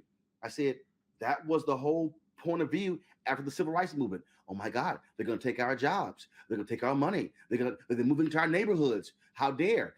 Now you can take the thing back to after the Civil War, doing Reconstruction. At the end of the day, this is what I said, that Black success has always been followed by white backlash. And I've been telling people, you had better prepare yourselves, because this is not going to end with Trump. This is about to be the next 50 to 100 years. You're absolutely, because they cannot handle America 2.0. They cannot handle the fact that you now have a voice. I have a voice, that I own a company, that we have resources. And this is what, and people go, oh, you can't say that's all whites. But the thing is, it is a significant number, and you have the scale. You write about those who are radicalized at the top, but then it's all those who have the same sentiments. They simply don't say it publicly. Right. Absolutely. And what you're seeing now, Donald Trump gave that tribe permission to say publicly, right? To be a racist, to be a bore, to be a misogynist, to be an adulterer, right? To be essentially a rapist in some instances, a sexual assaulter, nudge and a wink and a nod, where his wife, says that this is just locker room talk. I just came from Ukraine, where I was fighting on the side of justice and goodness. And there was an audio recording of a guy speaking to his girlfriend, a Russian, who the girlfriend is saying, you can rape Ukrainian women so long as you wear a condom. I mean, it's insane. We have that here. Donald Trump, sexually assaults women. They don't care. Eric Greitens, former Navy SEAL, former governor of Missouri, is impeached, kicked out of office because he sexually rapes a woman that he's with, who he's he's having an affair with, right? Blackmails her with nude photos of it so that his wife wouldn't find out about it. And now he's running as the lead Republican candidate for senator. This is we have destabilized to the point where their tribe no longer cares about criminality if it's white criminality. There's no norms. There are no more norms. And again, what used to be, can't say that, can't be, but now you're right. Donald Trump allowed them to say, yo, we're now unleashed. We're good. And here's the thing that's interesting. I felt the moment Donald Trump trashed John McCain as a POW. Oh, yeah. And they did not penalize him. That's when I said, y'all, look, we know how white folks feel about POWs, especially white prisoners of war. Right. When they said that was acceptable, I said, hell, everything is acceptable. Mm-hmm. Well, I got to tell you, for their hero worship, this, putting every person in the military on a pedestal unless you're on their side. Boom. Right? They support war criminals, people who have literally murdered people on the battlefield that Donald Trump gave pardons to war criminals. And held them up as heroes. Yeah, and held them up as heroes. But a guy like John McCain, anyone who you disagree with politically, you destroy. Interesting fact. You mentioned earlier about any success by a Black person. I find it fascinating. I actually have an entire class of critic in the Republican side that are disgraced former felons, right? Scott Ritter, the former weapons inspector who was arrested and sent to prison for 3 years for soliciting pedophilia, right? John Kiriakou, CIA officer who was he was sent to prison for outing a CIA officer's real name. This one guy who's on Twitter, who I've never met before in my career, swears he served with me, right? It's a 3-time felon DUI. Jack Posobiec is another guy kicked out of the military, right, suspected of working with Russian intelligence, and was made the urinalysis officer. Every one of them attack me publicly in hopes that they can rise in the Republican Party by attacking a successful Black man who they can't get anything on, and it drives them nuts. But they do it. These are convicted felons, pedophiles, drunks, and this is their way up. It's utterly amazing. Take down a Black man, go after a Black Supreme Court justice, go after the former Black president, go after any white that supports equality in any way, shape, or form. This will lead to guns at some point. As we say, it'll go to guns. And someone will say, or someone will act and decide that they've had enough dealing with this with shooters 1, 2, 10 at a time. And they will start doing Timothy McVeigh, when he blew up the Murrah building, it was part of the plan in his head that a race war was supposed to break out in America and that all whites in the military and police were supposed to take their weapons, turn, and start mass murdering Blacks. You know what? Timothy McVeigh would be held up as a hero today. And an icon would probably get an internship. Yep. Boom. You absolutely nailed it. And the thing that bothers me, Malcolm, is that, oh, you're an alarmist. Oh, Roland, you're racist. You're wrong. And I keep trying to warn people. What I remember on ABC this week, I said, Republican Party has allowed evil into their home, and now it will consume them. Well, we can go back to the Tea Party. We can have this thing escalated. And the problem that I have, Malcolm, is I do not believe current Democratic leaders fully comprehend and understand the lengths to which these people are going to go. President Biden kept talking about, he in his mind, he really thought the Republican Party of old was going to return when Donald Trump left. And I'm like, bruh, that's gone. These people are appealing to the extremists. They are appealing to the Confederates. They are appealing to the racists. They know that's their base, and they are not going to go back. That's gone. And you know what? I have an entire chapter in this book, which my editor actually argued with me about a year ago, where I talked about how the Republican Party sought to co-opt the strength and energy of QAnon, right? The crazy conspiracy theory in which liberals are eating children and drinking their blood in order to, in order to get high or stay young, right? Which is just insane, right? I mean, the QAnon people were the first people into the Capitol. We saw all of that. But in the last year, and I predicted this in my book, that QAnon ideology, the belief that all liberals, Jews, blacks, women, anyone that enables them, that believes in equality, that they are inherently equal and must be destroyed in a mass pogrom, right? A mass murder called the Day of the Storm, right? And many people, many QAnon thought January was the storm when they could start mass murdering people, like Timothy McVeigh thought. And that ideology is now fundamental base Republican Party ideology. It has consumed the Republican Party. And that you used to not be able to wear QAnon clothing or markings or anything. Now, it's part of the game now. It's part of the game. And the thing that, again, I keep trying to explain to people, when you begin to really break down this thing, I think, again, part of the issue in America is that when you talk about white supremacists, white nationalists, these racists, people keep thinking, oh, flags burning in yards, Klan hoods. Right. They excuse the tiki torches in Charlottesville. Right.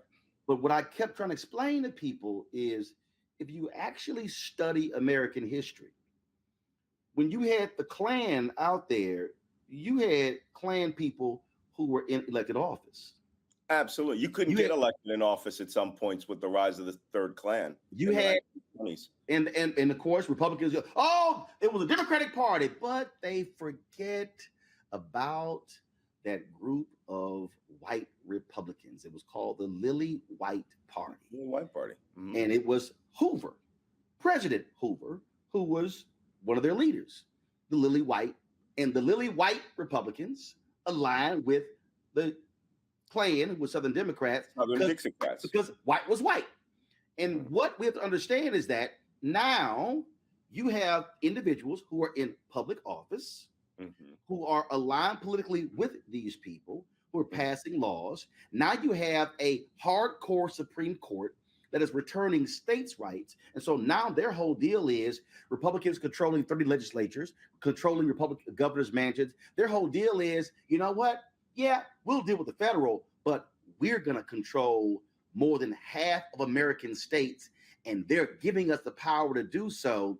And also you combine the extremists, the militias, you can combine now with those in political power. Now all of a sudden, they literally have this entire infrastructure to then drive through their agenda, and their agenda ain't got nothing to do with me and you. And listen to this. Here's one of the scenarios that I outline in my book, because people will say, well, the federal government will keep us safe, and, this isn't going to happen. Here's where the next insurrection is going to happen. It's going to be after the Supreme Court, of course, rules that states essentially have supremacy over the federal cause. You will have an insurrection that takes over a state house with armed men by the hundreds and hundreds and hundreds. And they will either beat or in some way get rid of the Democrats in the state legislature. Malcolm, that sounds like the period of Reconstruction when they cut the deal of the Great Compromise of 1877 and removed the federal troops from the last 3 southern states. Right. But what you're going to see in this modern iteration of it is, instead of the governor calling out the National Guard, the governor will support this. And the state troopers will support it. And the legislature will support it. And they will not allow or threaten to not allow federal authorities in their state. That's going to happen. And they'll essentially declare themselves a free state of, Alabama-sonia or whatever it is, which is really sovereign citizen talk, that they are no longer part of this. This is a soft secession, all right? Because it's logical that this is going to come next, that they believe that they themselves, that states' rights now eliminate because of the Supreme Court, right? Is now eliminating the supremacy clause in the Constitution, which is literally written in there, right? But they're going to give them a way around it. And then people are going to start declaring that, that Oregon and parts of Idaho or the whole state of Idaho, they don't have to listen to federal laws. The Supreme Court told them they don't have to.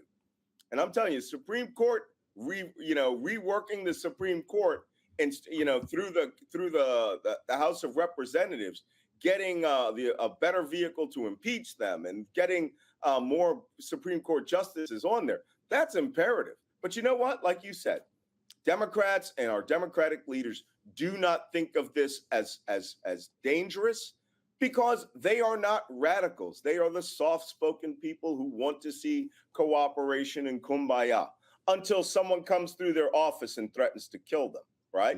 Republicans the same way. Steve Scalise didn't learn anything about a random gunman coming out and shooting him. He would more, he almost advocates for, the January 6th rioters in the overthrow of the government.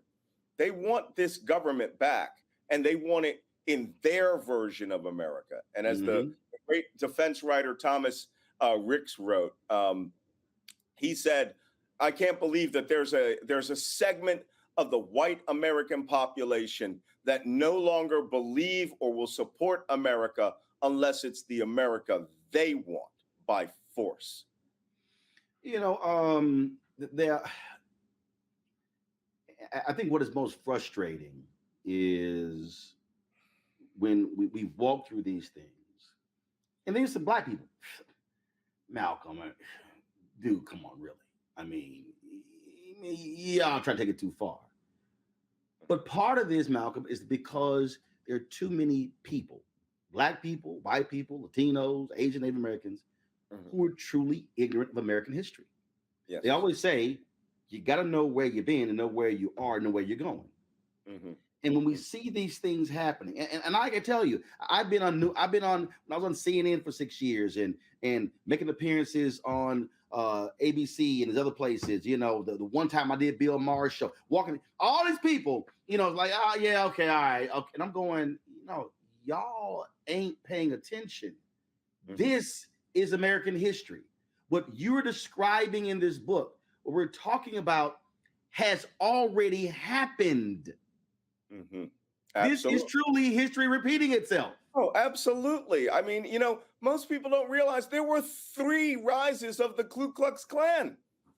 I mean, it didn't happen once, it happened 3 times. And at one of them, the first one, federal forces put it down like the Iraq insurgency, right? They tore through villages. They rooted up governors. They rooted up legislators. They took them all out, right? And got rid of it. Then, of course, that's when the compromises came in to allow them to take power again, right? And then in the 1920s, the 3rd rise of the Klan, it was extremely popular in the northern states. Extremely popular. So were lynchings. Were extremely popular. And you couldn't get a job in some places if you were not a member of the Ku Klux Klan. Our problem is like you say, we are history ignorant. Now, I'm an intelligence professional. My job is to study an operations area, and I study their history to find out where is the base of their grievance. Our problem is we don't care where the grievance is. So long as the Masked Singer and Candy Crush is available, right? And that we get to listen to our music, and gas isn't too high, we don't care. Right now, because of gas prices, we have Democrats. How is it Joe Biden has a 33% approval rating amongst Democrats, right? He's given them almost everything they want, except everybody wants their own little thing. And they would rather lose this country entirely than not get their, their particular issue, whether it's criminal justice reform. Well, now we're starting to see what it looks like when you lose those things in spades. But wait till we lose them, and then suddenly you start losing your life by people who believe civil war is the only option. Oh, but we're not going to be ready for it. And that's why I wrote this book, so you can be ready for it. On that particular point, I think it is crucial to really break that down, because you're absolutely right. I hear these people, and I deal with these FBA, B1, ADOS folks, and I walk them through, and I go, so I'm confused. This one dude, he ran against Clyburn for Congress, and he was like, he was going the Democrats, and I said, but you ran as a Democrat against Clyburn, so are you talking about yourself?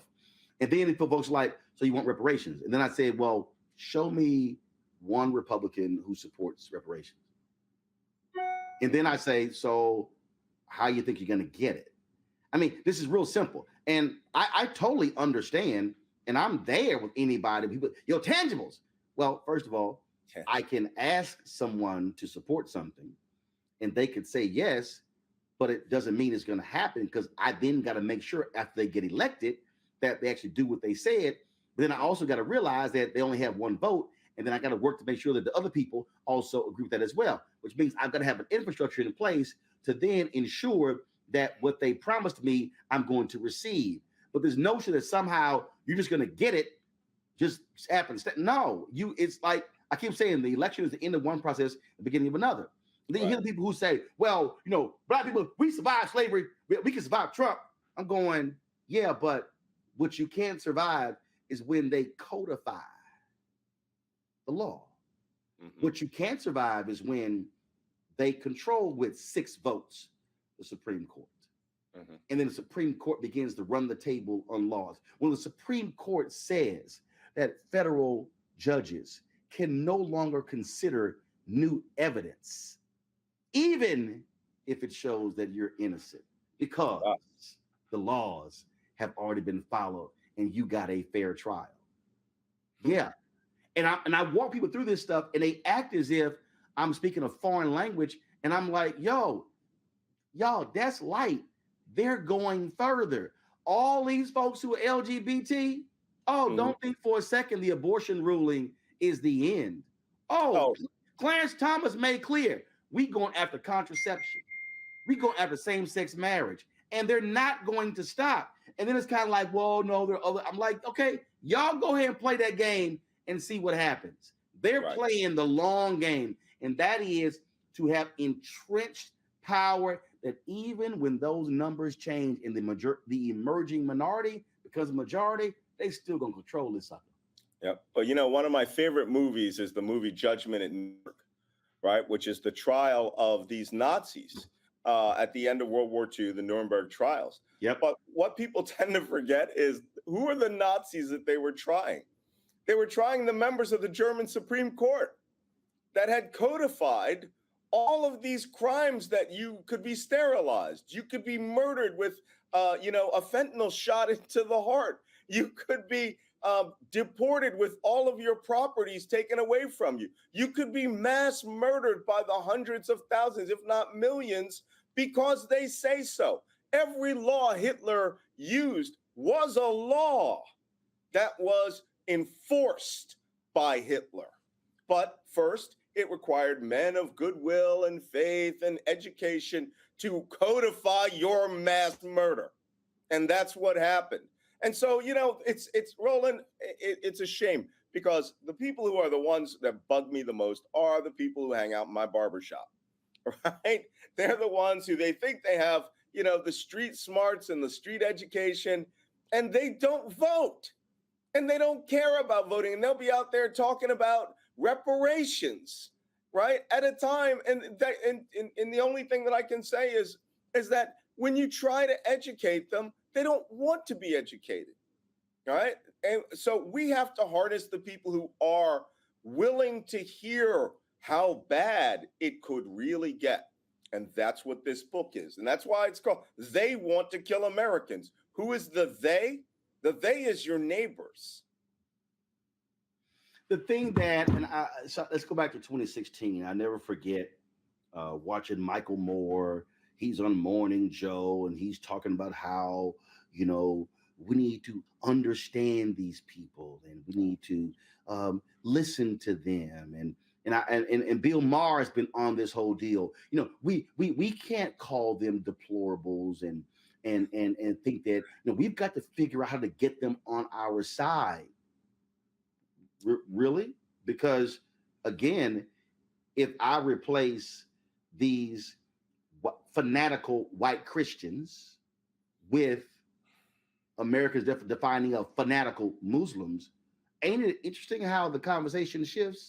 Oh, yeah. I mean, when I keep saying you can't reason with these people, and the reason this 25-30% is so dangerous, it's because of the other people who go, no, Malcolm Rowland, I don't agree with those things. I'm voting for the tax cuts. I'm voting for the strong defense. Right. I'm voting for and not even realizing, no. You look, Erickson and I, you know, he didn't support Trump in 2016, but he said he voted for him in 2020 because of the Supreme Court. And I'm like, Eric, you cannot excuse the fact that you wanted January 6th to actually happen because you emboldened that.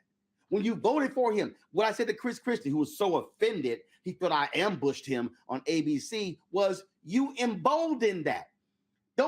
Because I keep saying they are choosing power and party over principles, over morals, over values, over character. And that's what this boils down to. And human life. Yep. They would rather, there are so many of them out there. I love one of the most interesting things that occurred last year, the true indicator of how they felt was the guy in Oregon when he was talking with Charlie Kirk. And he says, when can we actually use our weapons? When can we use our guns? Why do we have these guns? When can we actually start killing people? Right? That these weapons that they're buying by the tens of millions, the AR-15s, they're not talismans that they're just going to hang on the wall and put, bales of onions around and worship or use as pop art. These are vehicles and tools that they would like to use. They're training, wearing the same body armor and equipment I'm wearing in Ukraine to fight against Russia and Russian artillery. They're using that. They're buying it by thousands and thousands and thousands of dollars worth of gear and Gucci weapons equipment to overthrow the American government. And in the 1860s, we didn't have this problem. Yeah, some guys had muskets and everything, but they actually had to raid the arsenals to get really good weapons. And believe me, at some point, someone's going to think that's a good idea down in the South, right? Maybe we should overrun a nuclear power plant or a nuclear weapons transit station like in Western Texas. You can get sovereignty with that. And it sounds crazy. I know I don't like talking about things like this. I hate crazy scenarios.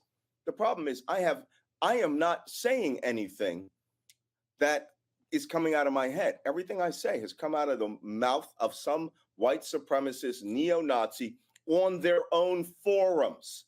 Ideas on how to stop how to seize nuclear bombs or get sovereignty in states which have, Air Force ballistic missiles. It's crazy talk. But guess what? It's crazy talk that is now being spoken in the halls of the Republican Party, and where they believe that they can now bring violence to their fellow citizens because we're non-entities as far as they're concerned.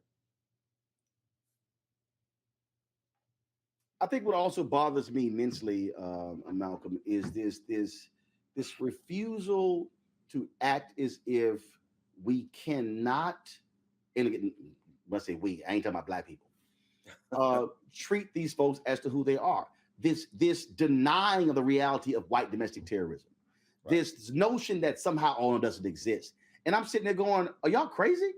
I'm like, what are you talking about? When the FBI director has repeatedly said that the number one threat internally is white domestic terrorism, they do not want to accept it, which then means that They don't want to use the proper legal authority. And I'm going to say it, and I don't care. Attorney General Merrick Garland, what the hell are you doing? I'm sorry. The Department of Justice in dealing with these white domestic terrorists is being far too passive because the grave threat that these folks pose to this country is enormous. Yeah. You know, they should have had a guy like Glenn Kirshner, right? One of our peers on MSNBC, who understands the gravity of the threat and would also understand the gravity of what it would mean for the Attorney General to come out and say, we are going to now track you down. We're going to find you. If you're going to be out there plotting sedition, America will be defended. Well, that's not what we're getting out of the Justice Department. Here's what we're getting. Oh, wait. Oh, I can't get it. It's so soft because it doesn't exist. They're doing nothing. And if they are doing stuff by according to procedure, these procedures will end the United States. All right. Lawyers are too chummy. I don't know if you've ever been in the room with a group of lawyers from opposite political parties. They talk to each other and they ask, where'd you go to law school? Where did you clerk? Who did you work for? How much are you guys making in this place? They're chummy to the point where Republican lawyers, though, are plotting the end of the United States publicly, and Democratic lawyers are looking to see if there's a law firm they can move over to. It's incestuous and crazy. So, what must folks be doing? Because this is real. Folks, this is not a movie. This ain't fiction. This thing is happening. Yes, it is. Well, let me tell you, I get asked this all the time when I'm around the States, going in airports. Everybody says, Malcolm, you know, you're a military guy. What kind of weapon should I be buying to prepare for the Civil War? What should I be doing? You know, they're preparing for Civil War. I need a gun. I need a handgun. No, you don't. All right. Yeah, I collect firearms. Yeah, I have a lot of military experience. You do not need these. The only thing we have that is the truest, most powerful, lethal weapon that we have is the collective voting of our community, right? They are literally overturning the laws to make sure blacks don't vote, and especially older blacks who go to church, that they don't vote. And they are doubling down on the, you know, bread and circuses so that young blacks are frustrated, right? And they only will vote when it's their own personal interest, but they don't want you voting at all. So if you don't vote, you're the idiot. You're the sucker. You're the mark, because you have been played by the, you know, we used to make the joke in the movies, right? That there's the white guy who's controlling everything in the government, the man, right? Donald Trump is the man now. An entire political party exists to execute his will. And here's his will. He wants to peel off 20% of black men to vote for their own extinction. That's insane. That's insane. It's like chickens voting for Colonel Sanders, right? Any black man that says, well, you know, maybe Donald Trump has it right, you're an ignorant fool. My family did not run away from slavery in 1864 to join the Union Army and then serve nonstop for 150 years because you're stupid. We did it so that we give you the opportunity to not be stupid and to understand your vote is the only weapon you have. It's the only weapon you have. And if you think you're just going to sit on your hands, okay, you may as well be like those people in the TV show, you know, the zombie show, Walking Dead, where, you know, they would go to these signs, they would follow these signs during the zombie apocalypse, and they would find a camp of survivors, and it turns out the survivors were cannibals. Okay? You're food to them.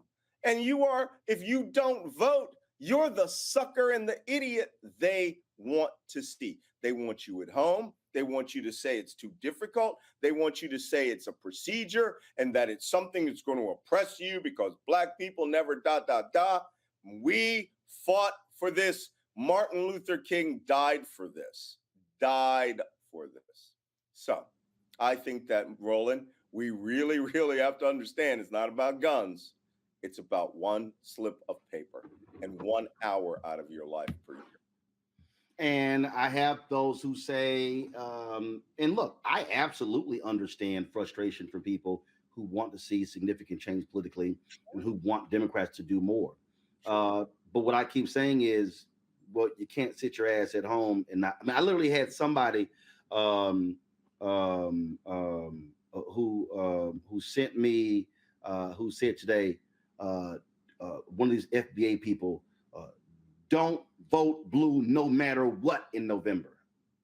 And I'm like, you have no idea what these people across the aisle have in store. When you have those senators, Hawley, Langford, Kennedy, Cruz, Cornyn, and the craziness that they will unleash in the Senate if they get control, and then Jim Jordan being the chair of a committee if they control the House, and Marjorie Taylor Greene, if she doesn't lose still there, and a Boebert, I'm like, you have got to be out of your mind to act as if you're not going to vote. These people are deranged. And I know they're deranged, but you know what? They're also handled assets. These are people, they have been framed into all this silliness. And then, I get a lot of interesting, now that I'm working in Ukraine, I was fighting in Ukraine. I suddenly had all these people from Brazil and sub-Saharan Africa and South Asia coming up and insulting me. And I realized these are paid shills. They get paid $25 from Moscow to come and try to discredit me. And they exist in the United States. There's Black people that do this too. So.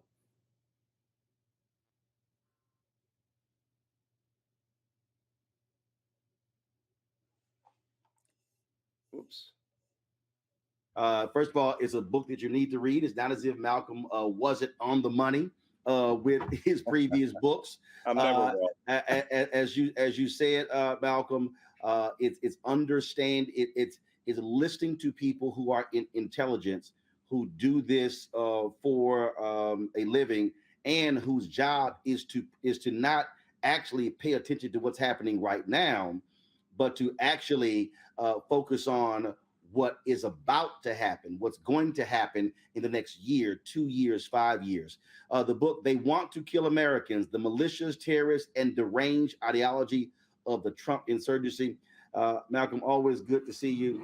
And Josanne, our dear friend, sent me a text. She said, tell Malcolm to get a haircut. Got to get to that barbershop. It's not scheduled in my book tour. God, see, you gotta have a barber come to your hotel room. So tell me what city you're in, and then I'll hit up some brothers who are mobile haircutters. Malcolm, I appreciate it. Thanks a lot, man. Stay safe. Take care. Love you. All right, peace. Bye-bye.